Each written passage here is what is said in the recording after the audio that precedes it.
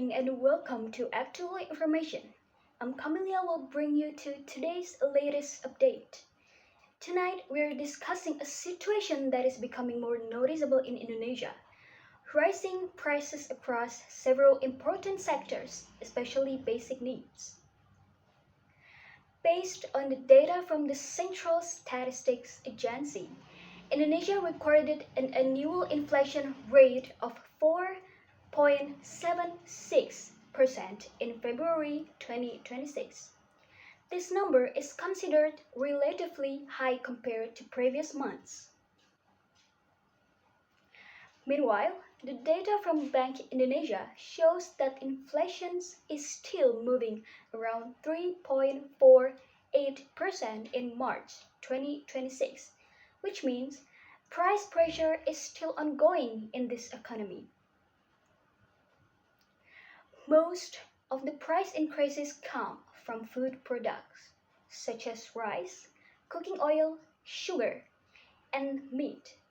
For example, in early April 2026, the price of bulk cooking oil reached around 19-ish rupiah per liter, increasing almost 5% in just 1 month.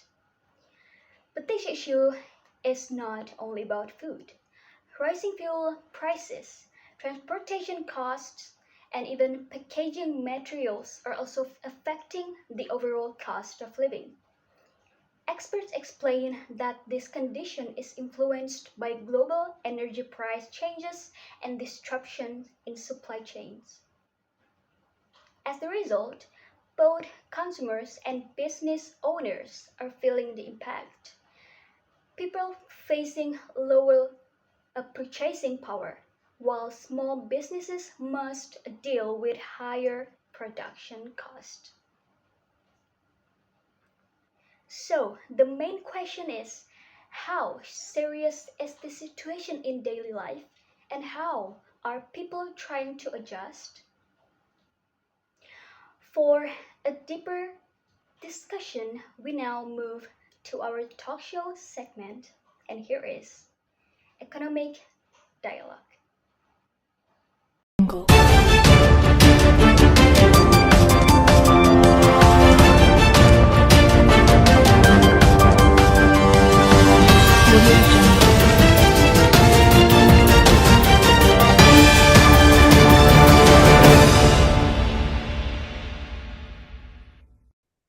Thank you for the insightful report. Welcome to Economic Dialogue. I'm Hussein. And I'm Muhammad Amir Naji. Today, we are discussing a very relevant issue, rising price across sector and how they directly affect business and society in Indonesia. This issue is not just about number or statistic. It has become part of people's daily struggles. Exactly. What makes it more concerning is that the increase happens in multiple sectors at the same time, not just one. If we look at the data, inflation in Indonesia has been fluctuating but remains relatively high in early 2026. Yes. And what is interesting is that the main contributor to inflation is still the food sector, especially basic commodities. That makes sense because food is a primary need. Even a small increase can significantly affect household expenses. Not only that, but the price movement is also unstable. Some commodities rise sharply, while others fluctuate depending on supply and seasonal demand. So people are not only dealing with the high price, but also uncertainty. Exactly. Uncertainty often creates anxiety in society. Uh, let's talk about impact on society. How does the situation affect ordinary people? The most obvious impact is the decline in purchasing power. People have to spend more money just to buy the same goods. So basically, their income stay the same, but their expense increase. Yes, and in many cases, people are forced to adjust their lifestyle. For example, they may reduce consumption, switch to cheaper products, or delay certain needs. This is especially difficult for lower income household. Exactly, for them, even a small increase in price or cooking oil price can significantly affect their daily survival. Oh, now let's move to the business sector. Who is the most affected? Small and medium enterprise or UMKM are definitely the most vulnerable Why is that? because they operate with limited capital and depend heavily on daily cash flow. When raw material price increase, they cannot absorb the cost easily. Can you give me an example, Amir? Take food vendors. They rely on cooking oil, rice, gas, and packaging. Now, even packaging costs are rising due to increased raw material price like plastic and energy. So the cost increase is not just from one source. Exactly. It's a chain effect. From raw material to distribution to packaging, everything's become more expensive. Oh, that puts them in a difficult situation. Yes, they must choose between increasing price or reducing profit. And both choice have risk. If they increase price, customer may leave, but if they don't, they may not survive financially. Some business even reduce portion size or quality, right? Yes, and that can affect customer trust in the long run. Okay. Let's analyze the causes. Why is this happening? There are at least three main factors. First, global factors. Such as,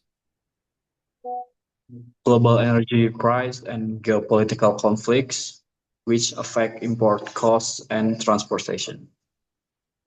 and the second, And second is like domestic distribution issues.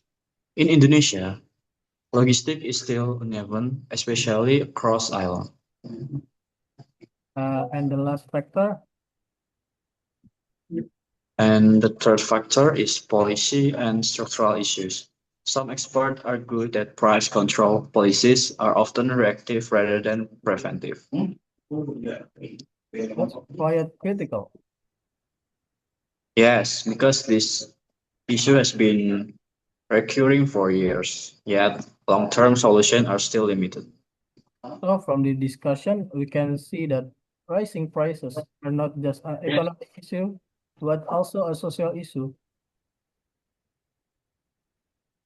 It affects how people live, how business operate, and how stable the economy is. And if this continues, it could be widened inequality in social. That's why it is important for both the government and society to find a sustainable solution. To understand this issue better, our team has gone directly to the field. We spoke with local traders and communities to hear their real experience. Let's take a look at their stories. Yes, and here is the full report.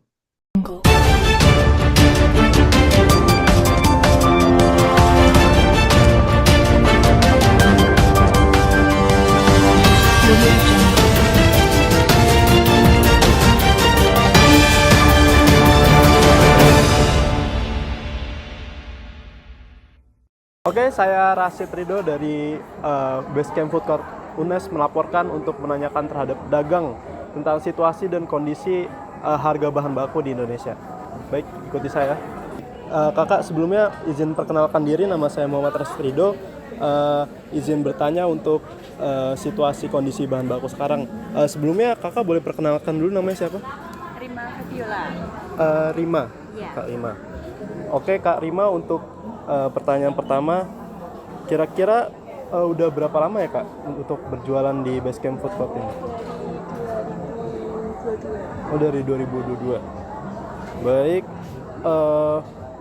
Pertanyaan selanjutnya, kira-kira adanya perubahan harga bahan baku tuh mempengaruhi bisnis kakak nggak sih Kak? Iya, awalnya yang dari sebelum puasa itu kan kalau harga plastik yang ukuran setengah kilo kan biasanya 6.000. Ini naik jadi 14,5. Naiknya itu hampir mau 2 kali lipat. Kalau masalah harga biasanya kita ngasih solusinya kalau nggak dinaikin, dikurangin. Misal belinya buah potongnya 1, kita nggak kasih harga buat ini plastik. Biasanya kalau mau ya nambah 500 gitu. Baik, berarti untuk harga plastik itu nambah lebih dari 2 kali lipat ya Kak? Kenaikannya lumayan tinggi banget. Mungkin kalau boleh diceritain lagi nih Kak, terkait solusi kakak kan tadi kalau bisa apa ya, bisa diulangi? Dinaikkan harga atau kalau misal dinaikin belinya harganya. lebih sedikit itu kita nggak kasih plastik. Oh, Kalau nggak dikasih mbaknya atau plastik. kakaknya mau pakai plastik ya naik 500 gitu. Berarti kakak sebisa mungkin mengurangi harga Iya. ini ya, pengeluaran plastik. plastik. Iya. Oke, mungkin pertanyaan terakhir, kira-kira harapan buat kondisi kedepannya seperti apa sih Kak?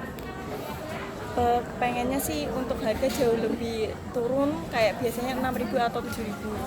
Kenaikannya jangan terlalu tinggi karena kalau buat harga mahasiswa kan dinaikin juga nggak bakal laku ya Kak. Iya. Terus kalau memang mau turun kayaknya nggak mungkin juga, jadi ya kepengennya turun aja. Kalau nggak turun ya naik semua, jadi rata semua usahanya. Jangan satu toko aja. Oke, terima kasih banyak Kak atas waktunya. Saya pamit ini ya, keluar ya. Makasih Kak.